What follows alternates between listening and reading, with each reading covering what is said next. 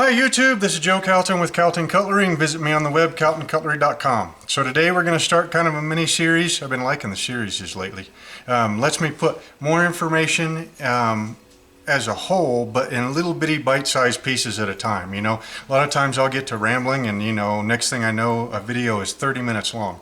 And not a lot of folks really want to sit down for a 30-minute long video. These, you know, if I cut it up into little pieces, I can keep them, you know, 10 minutes or less or thereabouts, you know, and then, you know, folks have got time to do 10-minute videos, or at least it seems like that. So this series is going to be on the steel types that I work in. So I typically, you know, I mean, not typically, I only work in a handful of steels, okay? And there's a big reason for that. The guys that work in a gazillion different steels, or somebody says, hey, you know, I want a knife in this kind of steel, do you work in it? And they say, no, I don't, but I can just look it up in the data book, find out a heat treat, and then go with it. I'm sure those guys are getting really good results. I'm not like that. I'm one of those kind of guys that I need to practice and practice and practice and practice and practice some more, you know, and make sure that everything is going to work out really good before I offer something for sale. You know, maybe those guys are a lot smarter than I am, you know, who knows? I mean, but I only work in a small handful of steels, and even that small handful of steels, after working with some of them for 15 years now, I'm still learning things about them. A lot of times that comes down to, you know, little bitty tweaks here and there in the heat treat, little bit here and there in the geometry, you know, little stuff like that that you don't really pay that much attention to until you've been working with a steel for a good long time. And that's something that is kind of really important to me. You know, when you buy a knife from me and one of my steels, you know, I kind of like to think that maybe, you know, as much as I've worked with that particular type of steel, that you're getting your money's worth out of that steel, because I have used it, I've abused it, I've pushed it past what it can take, I've found out what it could take and then made it take a little bit more. I've just, you know, worked an awful lot with those different types of steels. So I work in 1095 high carbon steel, 5160, 52100, 440C stainless, a couple of knives here and there out of W1, but that's just because I got a big old chunk of it. Occasionally I do found steels, like the other day I forged a Japanese Nakiri for a wedding knife present for some friends of mine out of the swing axle on a pre-67 air-cooled Volkswagen. But I don't do that kind of stuff all that often, and those aren't really performance-minded blades. Those are more, you know, hey, that couple is really into air-cooled Volkswagen, so I, you know, made that knife special for them. So like I said, 440C stainless, 1095, 5160, 52100. For pattern welded Damascus, I use 1095 or 1084 and 15N20, and I think that's about it. Yeah, I'll go through my list later and make sure. Today we're going to start off with 440C stainless. 440C stainless and me, 440C stainless is the only steel that I actually researched and chose based on, you know, just based on my research. 1095, you know, I started making that one for kind of sort of sentimental reasons. 52100, I started working with that because my friend Ed Fowler works in it. 5160, I started working that one because it is, you know, the classic steel for hard use knives / choppers, things like that. 1095 and 15N20 for pattern welded steel. I started working that because I already worked 1095, so, you know, I just had to learn how to add 15N20 into the mix. But 440C stainless is the only one that I actually looked at all the stainless steels and chose this one. And some of the reasons I chose it might surprise you a little bit. So anyway, so the reason I was looking for a stainless was because I had made the jump into kitchen knives. You know, I started off like most every other knife maker in, you know, the classic 4-inch Hunter utility knives. And then I went to, you know, really big choppers. And then somebody asked me to make some kitchen knives. And so I started making kitchen knives and enjoyed it. So I kept making them. But I was making them all in 1095. Well, not everybody wants a high carbon steel kitchen knife. So I had enough people ask me if I would work, or if I would offer a stainless steel so that I could offer stainless steel kitchen knives, that I thought, well, okay, I'll go ahead and I'll find one.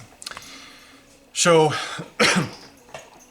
right off the bat, I went to the two suppliers, the two steel suppliers that I trust the most.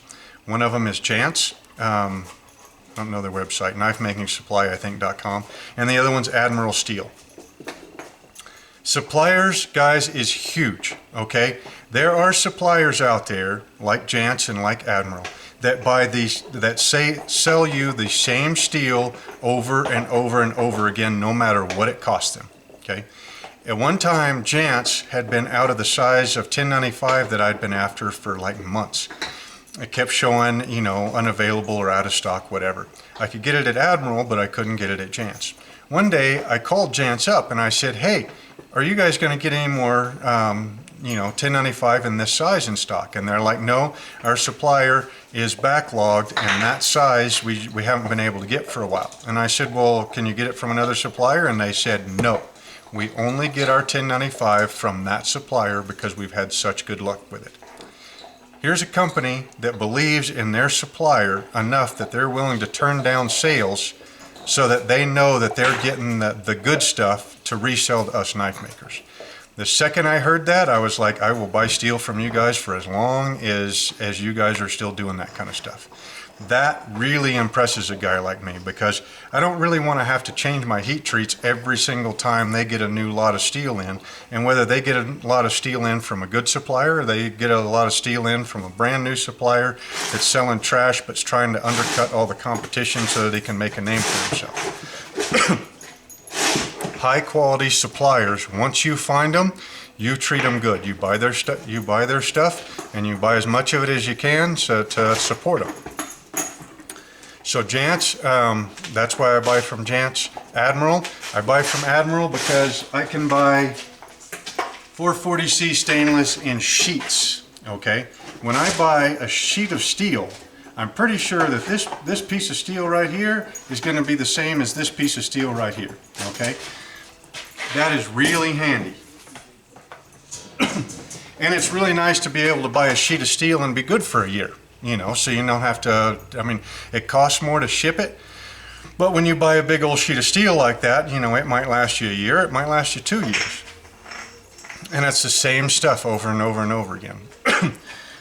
The second reason that I ended up going with 440C stainless is because it was offered in the sizes that I needed.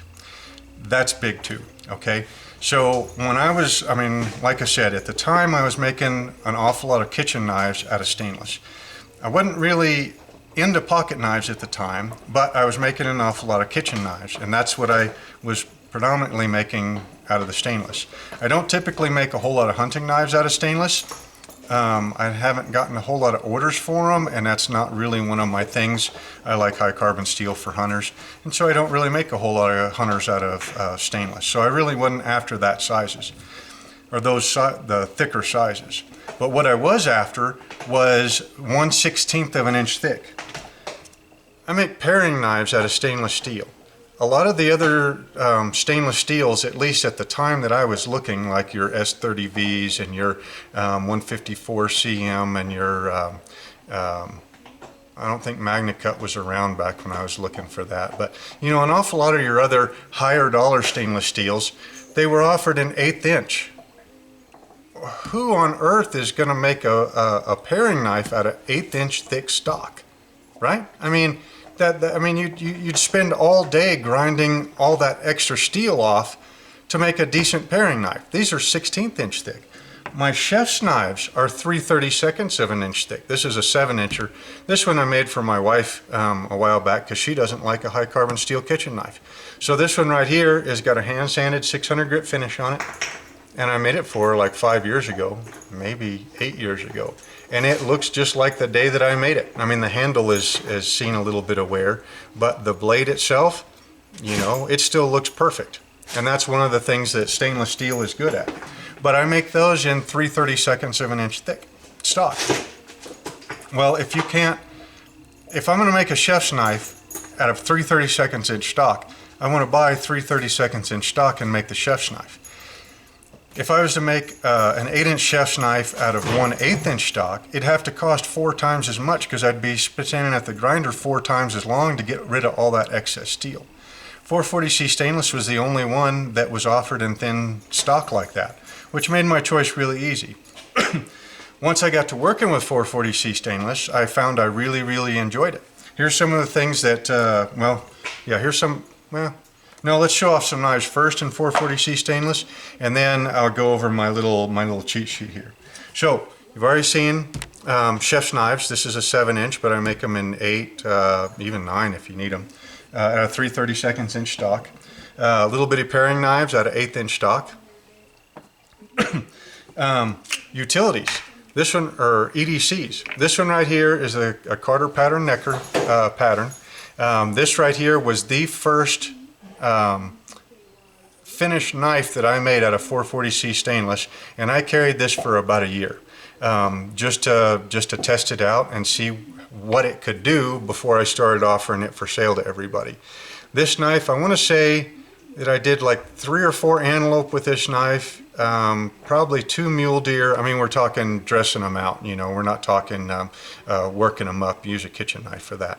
But, you know, dressing or gutting them, you know, getting them ready to go on the game cart and come home. I built my first walk-in game cooler with this knife, cut all the insulation for it. That's a pretty good job on a knife, is cutting insulation. That's really tough work. And this knife was on my hip for, like I said, a year, maybe a little bit over, something like that. I used the ever-living crap out of this thing. And you can see that the finish is still looking really nice. In fact, I think it just polished it up using it so much. 440C stainless, you can you can also get this cool little fire scale finish on it, which is really kind of nice. Pretty much to get that, you throw it in the kiln to heat it up to your critical temperature for hardening, and you don't use any kind of foil or something, and you just let the heat, you know, kind of scale up the surface, and then you just don't grind that away. So in this knife, you know, I ground the profile, but then I just ground in the bevels, and I just lightly hit the flats, probably with some 600 grit paper to clean them up. Now back in here, I did grind it a little bit more, you know, to get rid of all that scale, so that I get good epoxy grip on my handle scales. But that's really nice. So it gives you a choice of, you know, you can either have that kind of finish, or you can have a polished finish, or a handed sanded finish, or whatever you want. So these neck knives / EDCs, that's a really good use for 440C. Recently I started making blades for the Benchmade 940. You know, I've carried these two for the last right about 20 years, and I need to redo that video also. We'll do a 20-year review of the Benchmade 940, because the last one I did was a 10-year review, and it's been a while since then. But the nice thing about this is that this is 1/8 inch thick stock. Well, again, I can buy 1/8 inch thick stock from Jantz in the right size, so I don't have to surface grind every single blade. You know, I can surface grind them if I want to, but I don't really need to if I don't have to. And it works, you know, very, very well in these Benchmade 940s. The last one is straight razors. 440C stainless will take a phenomenal razor edge, okay? Now, typically I like a DMT or a Smith's 325 grit diamond edge with micro bevels, right? That's my favorite working edge. This right here is probably a Nanawa 12,000 grit edge with followed up with green chromium oxide, and then linen, and then leather strop. I've shaved with this razor many times, and I probably shave with this one. It's not one of my favorites, just because stainless steel just really isn't my thing. But I probably shave with this, I don't know, maybe once a month, somewhere around there, and it hadn't touched a stone in a long time. Just a strop before and after every shave. So 440C is a very, very versatile steel. And that's what we want. Nobody wants to have one steel for straight razors, one steel for paring knives, one steel for 8-inch chefs, one steel for pocket knives, you know, all that kind of stuff. We want versatility. As an aside, all of those knives all have the same heat treat. Exact same heat treat, exact same hardness, exact same everything. The only difference in all of those knives is the geometry. I keep the heat treat the same and then grind the blade to whatever its intended task is going to be. The last one is pocket knives. So when I started making pocket knives, 440C is a natural for pocket knives because you can get it in 16th inch, 3/32 inch, 1/8 inch. You can get it in whatever size you want. So like these little bitty Skagel 3-inch folders, very, very popular little knife. This one has got whittled brown canvas scales. So, you know, I shaped them, and then instead of grinding them, I just grabbed a pocket knife and started carving on them. And it really kind of gave it a really nice texture that I really kind of like. And then, of course, when you hit it with a buffer, the buffer hits the tops of the, you know, the ridges, polishes them up a little bit, and then leaves the valleys a little bit rougher.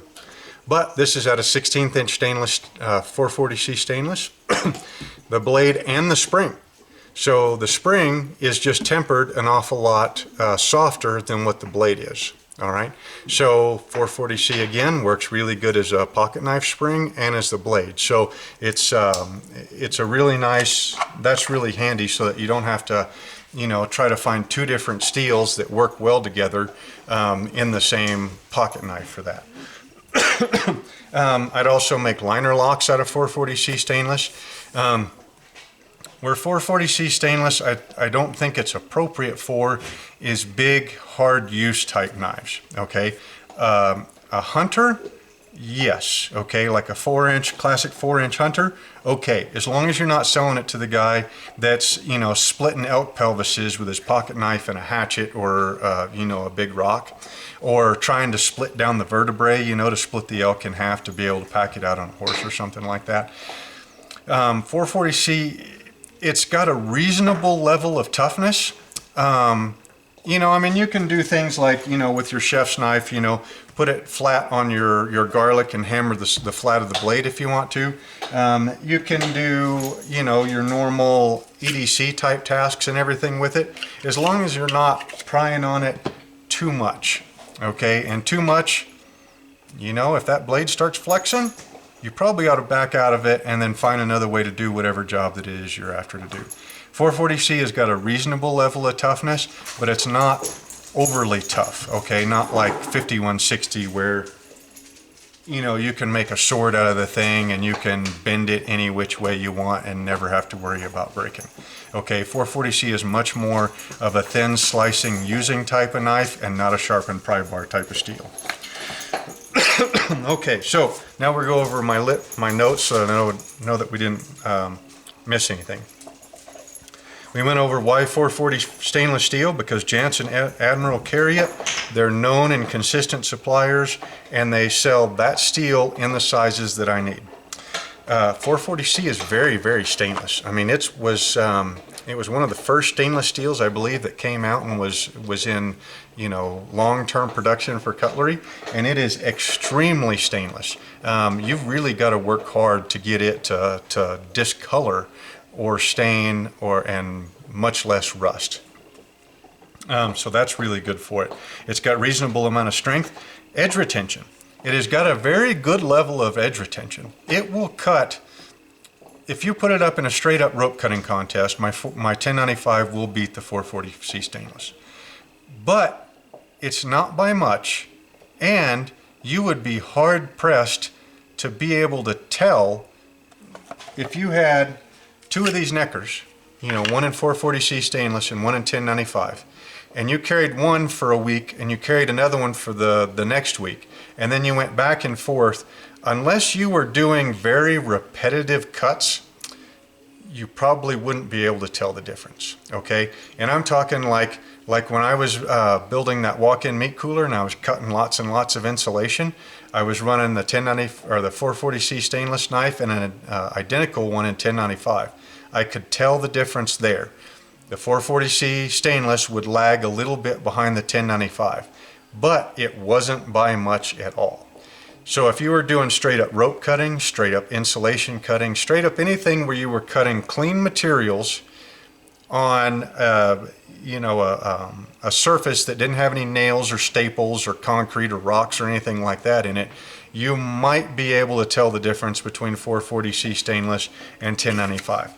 That I was really excited about, because up until I started working with 440C stainless, I had never had a stainless knife that I thought held an edge like a high carbon steel knife did. Never. All my production knives, you know, S30V, 154CM, the old ATS 54, you know, none of them I ever thought cut the way they should.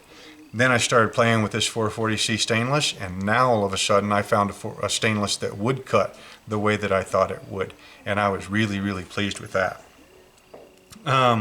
It works well as a spring if you temper it softer. I make razors, EDCs, pocket knives, and kitchen knives out of it. And the last one on my notes here is that it is fairly easy to sharpen.